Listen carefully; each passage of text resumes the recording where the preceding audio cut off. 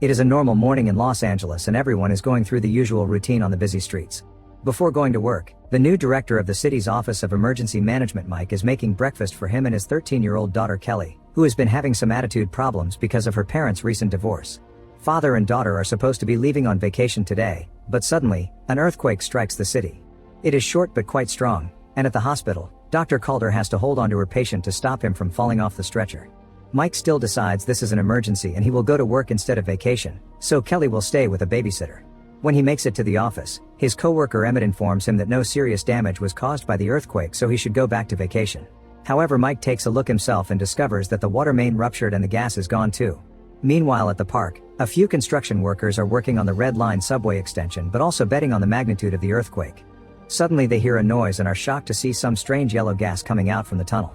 They rush to help a worker out of the tunnel and discover half of his body is covered with burns.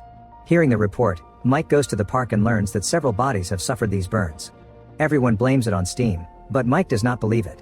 He attempts to suspend the subway lines that run parallel to where the killings occurred, but MTA chairman Albert declines because he does not think the trains are in any danger. Albert is so proud of his project that he even ignores the request to pause the railway construction. Meanwhile, the bodies are brought to medical forensics to be examined, and Calder is shocked to smell something strange about the burns of the victim, which indicate this definitely was not steam or gas. Moments later, Emmett shows up at the park too to try to get Mike off the case, since gas leaks are not their thing, but Mike is stubborn. Breaking the rules, Mike and his coworker Gator decide to go down into the sewers to find clues.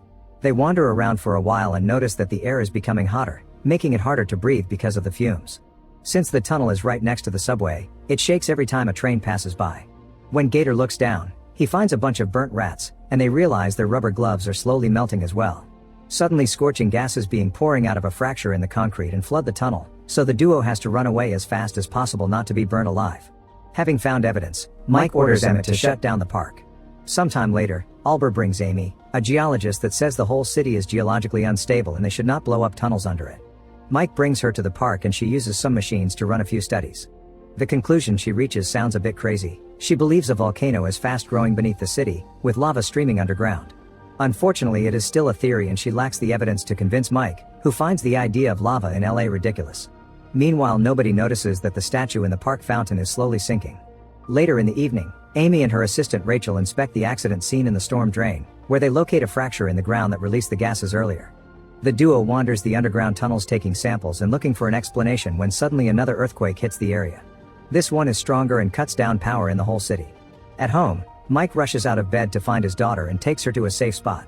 Underground, the night train driver tries to stop the vehicle, but it still crashes against falling debris. The quake cracks a hole in the tunnel where the scientists are, and Rachel falls, leaving her hanging off the edge. Amy tries to save her, but the smoke is getting stronger and the tunnel is becoming hotter by the second.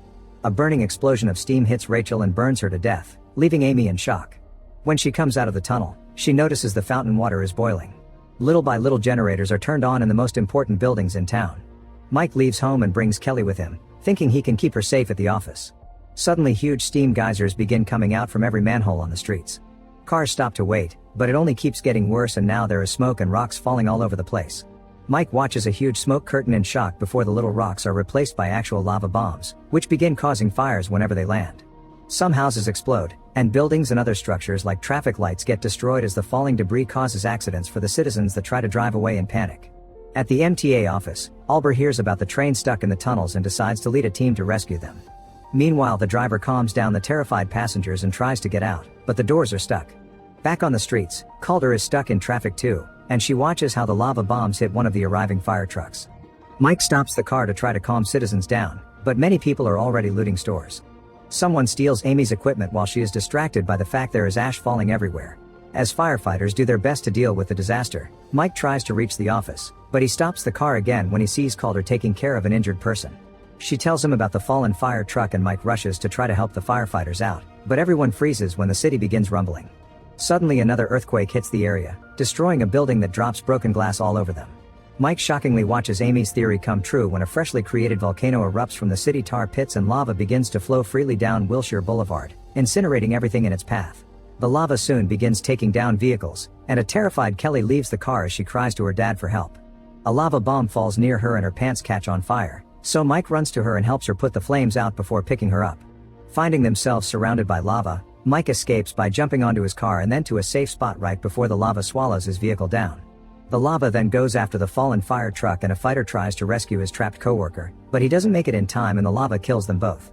As another lava eruption causes one more huge explosion, Mike hands Kelly to Calder so she can take her to the hospital with the other injured people.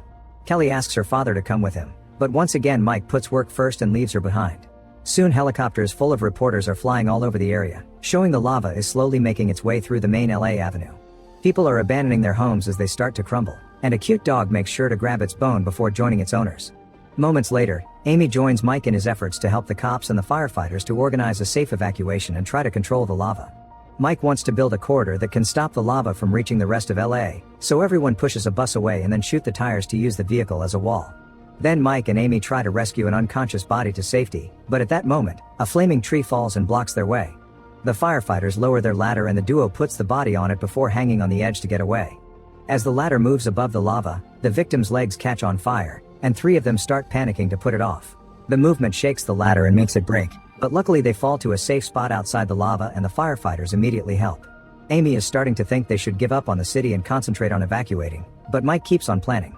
Soon cops, city workers, and firefighters are grabbing jackhammers and other tools to hit the streets and try to guide the lava away from important places. Meanwhile, the lava is starting to fill the red line tunnels as well while Albert leads his squad to the crashed train in search of survivors. Everyone is unconscious and has to be dragged out of the vehicle, but at least they are safe.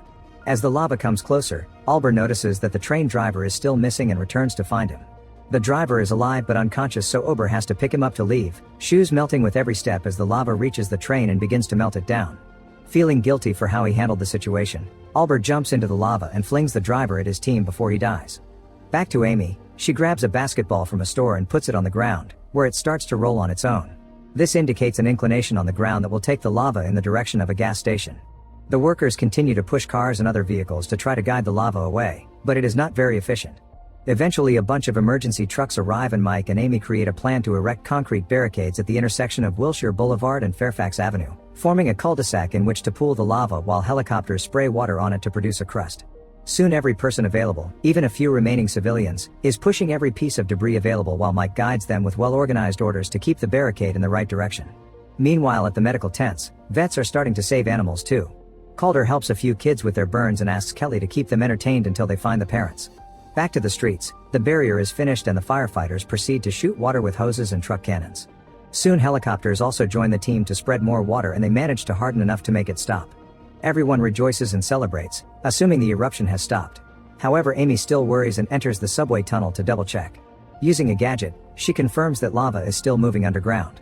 She calls Mike and explains they didn't stop the lava, it just moved somewhere else, and she compares the incoming eruption to the Hiroshima bomb.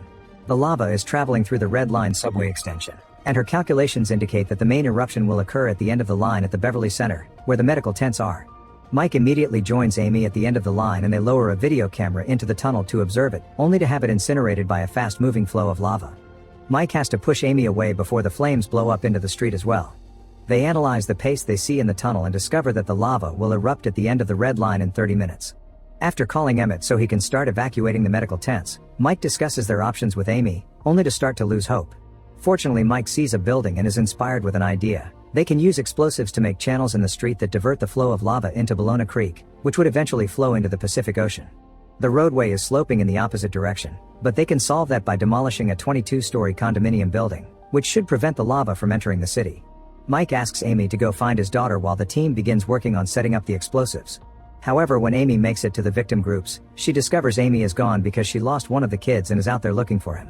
Back to the team, they're running all over the place because they only have 20 minutes to get it all ready. Gator and his men are placing bombs inside the center, but at that moment, earthquakes begin hitting the area again.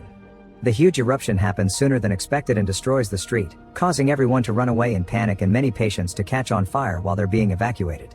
Inside the center, one of the workers gets trapped under a core column that the earthquake destroyed and Gator isn't strong enough to push it away. The lava is coming closer, but Gator refuses to leave the mission and chooses sacrifice in order to detonate the final explosive charge. One by one the explosives begin going off, but at that moment Mike notices Kelly and the little boy in the path of the explosions. He runs as fast as he can and pushes his daughter and the boy down as the entire building collapses. Fortunately, the plan goes perfectly and the resulting tunnel guides the lava successfully to the ocean. While people celebrate the victory, Amy looks around for her new friend. Suddenly a hand pops out from the pile of debris, and Mike emerges with Kelly and the tiny child, all alive and well. The kid notices everyone is covered with ash, making them all look the same regardless of race until rain starts to fall and washes the ash away. Amy admits that if she had been in charge, she would have sacrificed half the city, so she thanks Mike for teaching her not to give up. At that moment Emmett arrives with a new emergency for Mike, but he turns it down, saying he is leaving for a vacation with his daughter.